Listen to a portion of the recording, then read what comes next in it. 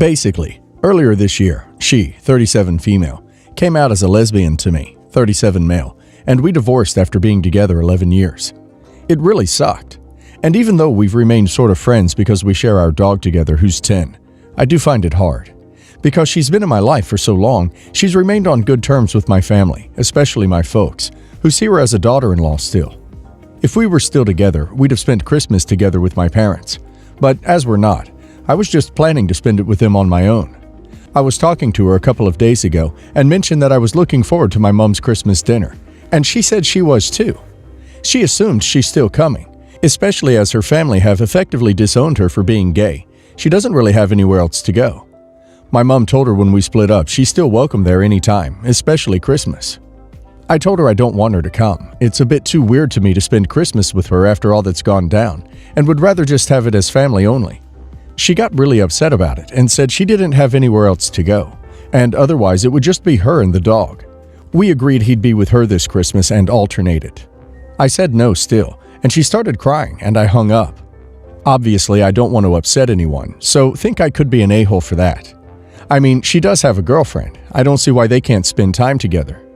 I told my mom today, and she was really angry. She said that I didn't have the right to disinvite anyone and shouldn't be so mean at Christmas. I told her she's my ex. If I don't want to see anyone, then I shouldn't have to. She said she is in two minds whether to just invite her anyway, and if I don't like it, then I can not come myself. I don't know. I don't think I'm an a-hole for not wanting to see her, but maybe I could have handled it better. Am I the a-hole? Edit. So I've made a decision and rang my mom about it. I'm not going. She's told me she's re-invited my ex anyway, so I've said to avoid being awkward, I won't go myself and she can go. My mom practically begged me to reconsider, but I said it's my decision. I've also told my ex that if she's going there, I'm having the dog this Christmas, so I'm not on my own Christmas Day. She also tried to get me to reconsider, but I'm ignoring it now. Further edit. I asked her when I just spoke to her about spending it with her girlfriend. Apparently, she's currently self-isolating, so she can't see her. Not the a-hole. Ex-wife doesn't get to share your family still. Make it very clear to your parents.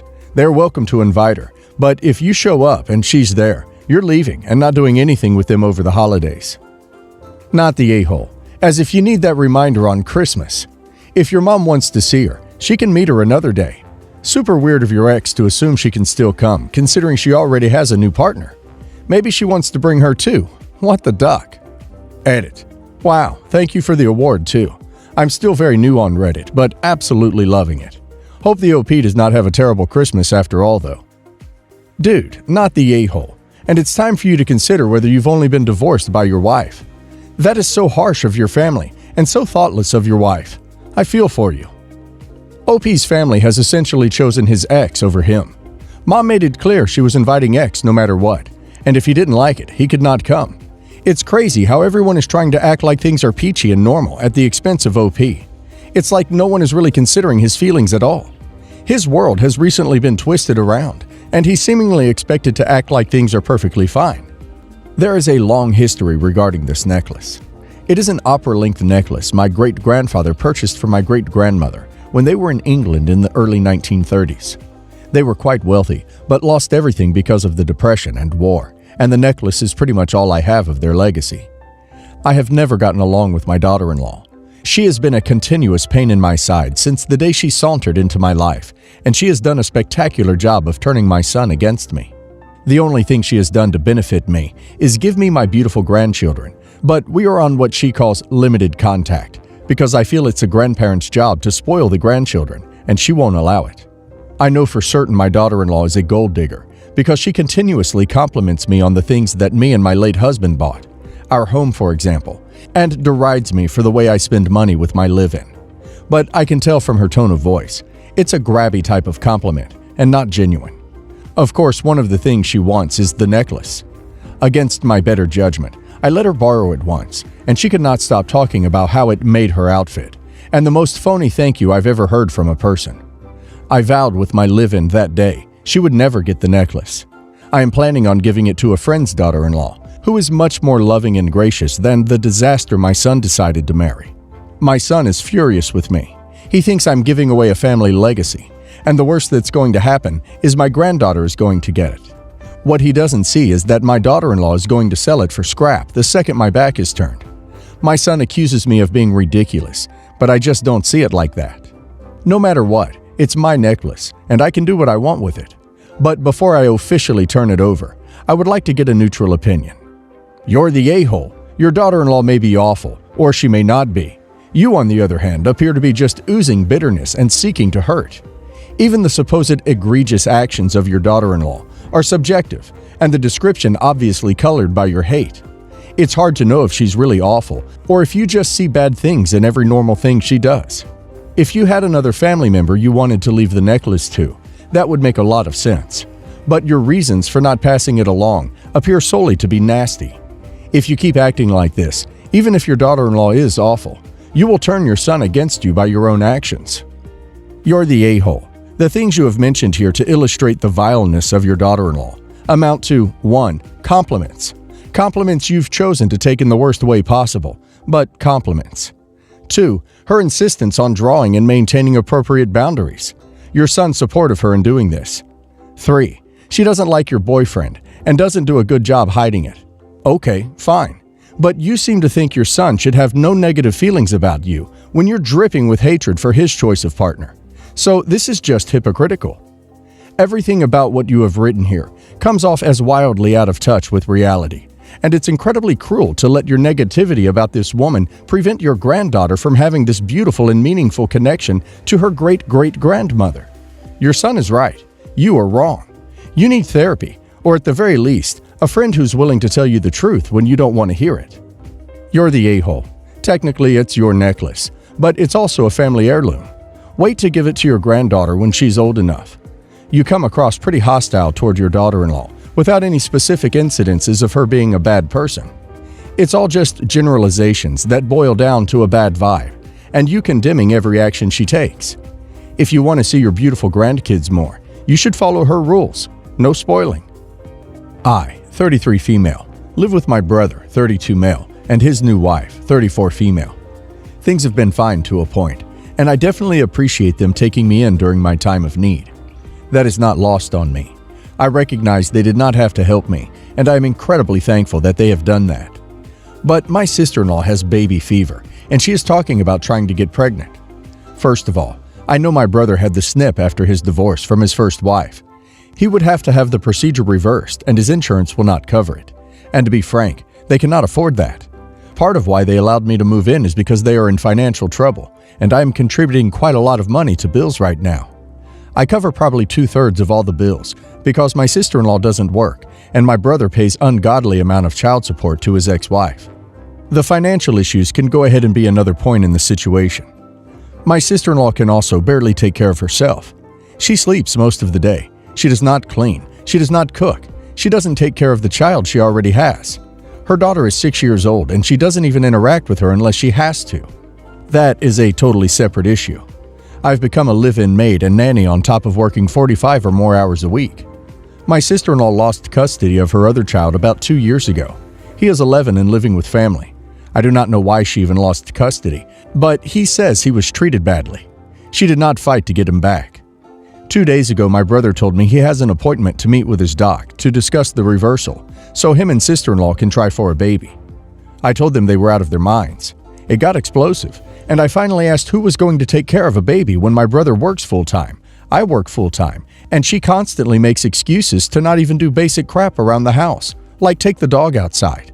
She really had the nerve to tell me, "I thought you could handle them when you get off work before brother gets home, so the load is evenly distributed." I blew up. I told her I am not going to be a parent to another one of her kids, and that if they really do this, then I'm totally done, and they are on their own. I told my brother I would always love him and help him if he needs me, but that I would never talk to sister-in-law and make sure the rest of the family disowns her too. I think I was probably the a-hole for saying that the way I did. She started crying and locked herself in the bathroom. My brother is threatening to kick me out, and again, I might be the a-hole for this. I told him he can't afford to kick me out, and he can't afford a replacement maid or nanny like I've been. I told my mom about what happened, and she not only thinks I'm not the a-hole, but is now mad at my brother. Our dad, however, said I am the a-hole because it isn't my place to say anything about my brother's decisions. So, am I the a-hole? I was fully prepared going into this to say you were the a-hole, but after reading it, not the a-hole. Your dad's right, it shouldn't be your business. But they made it that way because they're including you in their child care plans. If she wants another child so bad, why not work at getting the child she already has and lost custody of back? You need to get out of this living situation and detangle yourself from them before your brother can kick you out. Find yourself a tiny apartment so you can watch the inevitable disasters from a safe distance. Not the a-hole, but get out now. You're already paying and working far too much for this household, and you're enabling a lazy parent. Without you, their dumb marriage will hopefully implode before he gets his vasectomy reversed. Normally, it's their business, and it has nothing to do with you. However, you pay 2/3 of the bills. Sister-in-law is a stay-at-home mom, without doing the household chores nor taking care of the one kid she still has living with you. She lost custody of a child, and she can't be bothered to walk the dog, a living creature which depends on its owners. It would be foolish to willingly add another kid into this equation, as long as sister-in-law can't act responsible and they both haven't got their financial situation in order and won't have to rely on you anymore. Not the a-hole. My in-laws are gift crazy. Everyone gets a gift for every single birthday, life event, mini holiday, etc. Additionally, there are like 15 little kids between his siblings, and they give gifts for like every moment of their lives.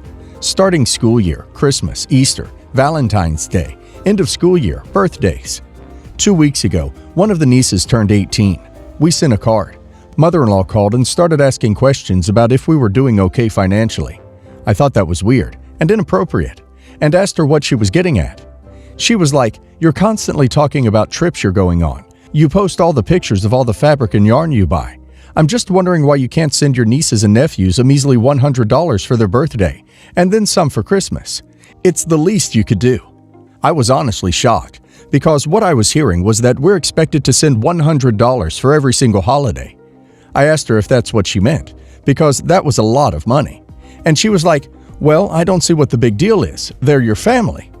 I started to say that maybe she should talk to my husband, but she was like, "Well, I'm talking to you right now, and quite frankly, I don't understand this me attitude."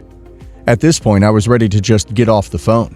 So I said, "You're getting angry at me because I didn't buy an adult a birthday present. You need to grow up and get over yourself. I'm done talking about this." I hung up and put my phone on silent. She took the whole mess to Facebook, where she framed it as an innocent question.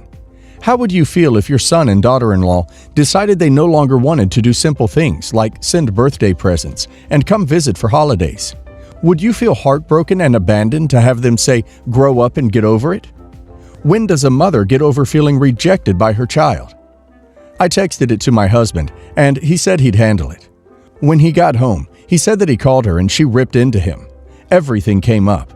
That we live on the other side of the country and don't visit. He never calls her. I'm cold to everyone. For the record, my family does like occasional birthday or Christmas gifts. We stopped making a big fuss years ago. Also, the trips she makes a big deal out of, those are camping trips we take to areas around our state. Not the a-hole. She was a major a-hole for taking it public, commenting on your financial status, and also expecting hundreds, thousands of dollars of gifts a year. Not the a-hole. It's called a gift, not an obligation for a reason. No, the real issue here is that she is unhappy with your arrangement, where you're living, etc., and feels that she somehow has a right to say, which she doesn't. Personally, I find a card to be very considerate. It says that you're thinking about them. The expectation of a gift is just greedy also. Mild everyone sucks here. Your husband's family makes a big deal about presents. Surely you knew this before the blow-up. So it shouldn't have been a surprise to you that this would be an issue. Different families do things differently. It does not make them childish. She was out of line, though, commenting on your financial status. My daughter-in-law, Katie, is currently 37 weeks pregnant with my first grandchild, a baby girl. I really love Katie. Her and my son have been together about 6 years now, and I have a good relationship with her. But we've recently come to a head on this discussion. Due to virus, the hospital Katie plans on delivering her baby in has a one birthing partner limit, and instead of choosing my son, she chose her mother.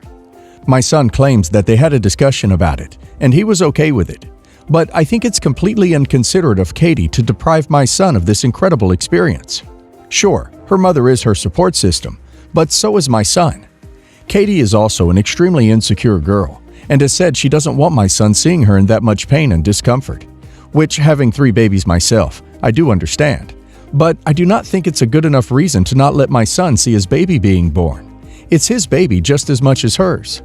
They come around to my house for dinner once a week, usually on a Wednesday. So last night, my son got up to go to the bathroom, so I decided to have a quick word with Katie. I wasn't pushy. I just suggested that she should have my son in the delivery room instead of her mother, as it was his right to be there.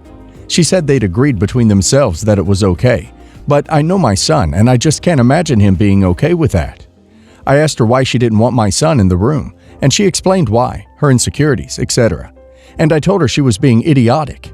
For someone soon to be a mother, she sure is childish. She shouted for my son, and my son was furious with me, telling me that he was okay with whatever Katie wanted, and that he'd only be sitting outside. He'd get to see his daughter straight away. I said that wasn't good enough, and he said that if I kept this up, I wouldn't be seeing my granddaughter at all, which is just ludicrous. Am I the a-hole? You're the a-hole. She's the one passing the human out of her body. She's the one that decides who is in the room with her. You're the a-hole. Oh my God, you are so the jerk. This is not your business. It is Katie's decision, and your son is okay with it. So butt out, Granny. And stop insulting your daughter-in-law. Some women, myself included, do not wish to be watched during labor. There's nothing wrong with that. You're the a-hole. You're a manipulator. You waited until your son was away from his wife, and then attempted to strong-arm her into complying with your wishes. To make matters even worse, you targeted a pregnant woman who is already in a vulnerable state due to hormones, etc. I doubt this is the first time you've done something like this, as your son threatened no contact. Be better.